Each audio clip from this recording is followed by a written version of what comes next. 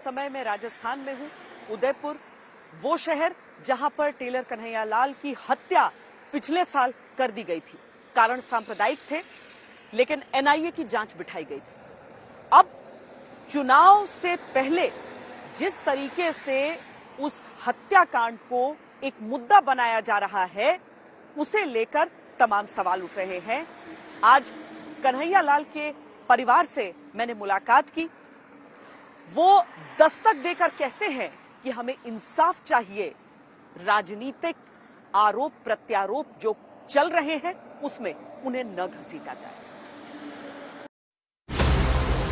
आज तक संवाददाता श्वेता सिंह उदयपुर में हैं। जिस घर तक पहुंची हैं, बाहर पुलिस की सिक्योरिटी है। नाम पता आने का मकसद पूछा, नोट किया जाता है। उदयपुर के जिस घर की सीढ़ियां श्वेता सिंह चढ़ रही हैं, इसी घर के सदस्य का नाम लेकर चुनावी राज्य राजस्थान में सत्ता की सीढ़ियां चढ़ने की कोशिश बीजेपी कांग्रेस के नेता कर रहे हैं। ये घर है स्वर्गीय कन्हैयालाल तेली का। कन्हैयालाल याद है कि भूल गए आप? 28 जून 2022 को याद करिए। दर्दनाक नृशंस हत्याकांड हुआ। भारत के सामाजिक ताने बाने के बीच भूकंप आया जब उदयपुर में बीजेपी से तब जुड़ी रही नुपुर शर्मा के विवादित बयान का समर्थन करने की पोस्ट सोशल मीडिया पर डालने वाले कन्हैयालाल को मोहम्मद रियाज अंसारी और मोहम्मद गौस ने गला काट कर मार दिया। कत्ल का वीडियो बनाया और फैलाया। फिर क्या हुआ? 17 महीने बीत गए। कन्हैयालाल के कातिल अब तक सजा नहीं पाए। चुनावी राज्य राजस्थान में कन्हैयालाल का नाम सियासत में गूंज रहा है, लेकिन कन्हैयालाल का परिवार क्या चाहता है, ये कौन बताएगा? इसीलिए संवाददाता श्वेता सिंह कन्हैयालाल के घर पहुंची, जिनके सामने बड़े बेटे यश हैं। प्राण जिस पिता के गए, उनके बेटे ने न्याय पाने तक के लिए प्रण किया। उसी प्रण का नतीजा है ये बढ़े हुए बाल, धूल से सना हुआ पैर और मन के भीतर 17 महीने बाद भी न्याय पाने की उम्मीद का तूफान। कन्हैयालाल जी के बड़े सुपुत्र हैं, जिन्होंने ये प्रण लिया है कि जब तक पिता के जो हत्यारे हैं वो पकड़े नहीं जाते हैं और उनको सजा नहीं हो जाती है, तब तक न तो बाल अपने कटाएंगे और न ही चप्पल आप कभी पहनेंगे। पर जांच को तो काफी समय, 1.5 साल से अधिक हो रहा है। हाँ, मतलब जिस दिन मैंने मेरे पिताजी को मुखाग्नि दी थी, उसी दिन से ये प्रण ले लिया था कि मैं जब तक अपराधियों को सजा नहीं हो जाती, जब तक जूते चप्पल नहीं पहनूंगा और बाल नहीं कटाऊंगा। और सबसे इम्पोर्टेंट कि जो अस्थियां है उनका भी विसर्जन उनको फांसी की सजा होने के बाद ही करूंगा। जो बेटा अपने पिता का अस्थि विसर्जन तक इसलिए नहीं कर पाया क्योंकि न्याय अभी अधूरा है, लेकिन इन्हीं के पिता के नाम पर सियासत पूरी हो रही है।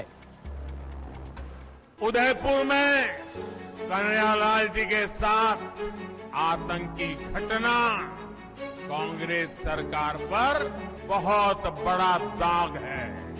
ऐसी जघन्य वारदात उदयपुर में इसलिए हुई क्योंकि यहाँ आतंकियों के साथ सहानुभूति रखने वाली कांग्रेस की सरकार है। ये जो पकड़े गए लोग हैं, ये बीजेपी के लोग हैं। मुख्य बात ये है, ये जब घटना के 2-4 दिन पहले ये इनको पुलिस पकड़ के ले गई थी, कोई झगड़ा हो गया इनके लैंडलॉर्ड से, ऐसा कुछ हुआ, तो बीजेपी नेताओं ने इनको छुड़ाया वहां पर थाने से। ये वो लोग हैं। उस वक्त ये बात जब पिक्चर में आई थी, सामने आई थी, तो ये डिफेंस में आ गए थे। किस पार्टी का मगरमच्छ है ये प्रधानमंत्री ने देखा होगा, उनको सभी जानकारी है। ये फोटो आप लोगों ने भी देखा है। ये कौन है? इसको किसने पकड़ा? 4 घंटे के अंदर गिरफ्तार किया गया। और ये किस पार्टी का कार्यकर्ता है? ये कमल के फूल के पार्टी का। क्या वाकई कन्हैयालाल का परिवार भी मानता है कि जो तस्वीर कांग्रेस के नेता दिखाते हैं वो हत्यारे बीजेपी के साथ जुड़े हो सकते हैं? इलेक्शन के टाइम अचानक आपके पिता की हत्या को मुद्दा बनाया जाता है, तो एक बेटा होने के नाते आपको उस समय क्या महसूस हो? मतलब मुझे और मेरी फैमिली को तो मतलब यही लगता है कि जो ये इलेक्शन की वजह से मेरे पापा का मुद्दा बनाया जा रहा है, इसको एक पॉलिटिकल मुद्दा न बनाते हुए इसको केस की तरह ले और अपराधियों को जल्द से जल्द सजा दे। हम कोई पॉलिटिकल बैकग्राउंड से तो है नहीं जो मतलब हम पॉलिटिक्स करेंगे, हम कोई राहुल गांधी नहीं है, हमको ऐसे नहीं है ना, तो हम किसी पॉलिटिकल बैकग्राउंड से नहीं है, तो बस हमको ये है कि हमको बस न्याय चाहिए। हमको सीएम कहते हैं कि वो बीजेपी से उनके रिश्ते हैं, तो आपको विश्वास होता है या आपको लगता है कि जांच को अपना रास्ता लेना चाहिए आरोपों को? नहीं, यही है कि इसमें जांच को अपना रास्ता लेना चाहिए, आरोपों को तो नहीं, क्योंकि कोई किसी के भी साथ फोटो खिंचवा लेगा तो मतलब उससे ये तो नहीं कि वो उस पार्टी का आई। जो पिता तस्वीर में सिमट गए और माला तस्वीर पर लगी, कन्हैया लाल का वो परिवार अपने पिता अपने पति के नाम पर किसी की जीत हार नहीं चाहता, जिनके रिश्ते तक सिमट चुके हैं। जब से ये हुआ है पूरा, आप लोगों को सुरक्षा तो पूरी मिली हुई है, लेकिन जो पहले आप लोगों के रिश्ते थे वैसे अब रिश्ते सबसे रह गए, दोस्तों से? हाँ, रिश्ते तो है, रिश्तेदार तो आते रहते हैं। दोस्ती वगैरह जो थी वो अब इतना नहीं आते, दोस्ती तो खिचखिचाते यूं कैसे जाए यूं करके नहीं आते यूं। जो पहले वाला माहौल था वैसा माहौल अभी नहीं है। माहौल ऐसा बदला है कि कन्हैया लाल के घर 2 दिवाली से दीप नहीं जल पाए। पुराने दीपों में ही न्याय के इंतजार तक सिसकियां सिमटी हुई हैं।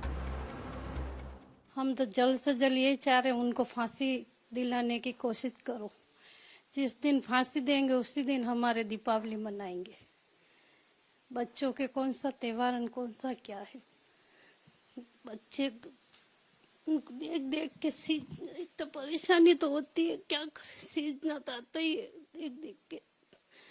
आज दीपावली है तो आज दुकान पे जाना, घर पे आना, हमारे यही चलता रहता था। हम सब साथ में 3 वही रहते थे। वापिस आरती के टाइम यहाँ पे आरती आके करते हैं, वही पूजा करते हैं, सब करते थे। अब हमको ऐसा लग रहा कैसी दीपावली को कैसा त्योहार ऐसा लग रहा। राजनीति न करें, न्याय दें आप लोगों को। न्याय चाहिए मेरे को, राजनीति में नहीं। इसके पापा को मत घसीटो, मैं ये चाह रही हूँ। जो देखे जो उनको राजनीति में ले रखा। क्या उदयपुर के कन्हैया लाल के परिवार की दस्तक देती आवाज राजनीति करने वालों तक पहुंचेगी? सियासत नफरतों का जख्म भरने ही नहीं देती, जहां भरने पे आता है तो मक्खी बैठ जाती। हम इस समय कन्हैया लाल तेली जी के मकान के बाहर मौजूद हैं, जहां पर परिवार को सुरक्षा पूरी मिली हुई है। जो वादे किए गए राजनीतिक पार्टियों द्वारा, राज्य सरकार द्वारा, वो सारे वादे भी पूरे हुए हैं। लेकिन ये दूसरी दीपावली निकलने को है और परिवार कहता है कि सियासत नहीं, न्याय चाहिए, इंसाफ चाहिए। सतीश शर्मा और कैमरा पर्सन सैयद मोहसिन के साथ श्वेता सिंह, उदयपुर आज तक। इस समय पूरी दुनिया में लोग कंफ्यूज्ड हैं। वो समझ नहीं पा रहे हैं क्या सही है, क्या गलत है, क्या सच है, क्या झूठ है। और ये स्पष्टता हम आपको अपने इस नए शो में देंगे। सब कुछ ब्लैक एंड व्हाइट में बताएंगे। इस शो में मेरे बालों के अलावा कुछ ग्रे नहीं होगा। हर खबर ब्लैक एंड व्हाइट की तरह बिल्कुल स्पष्ट होगी।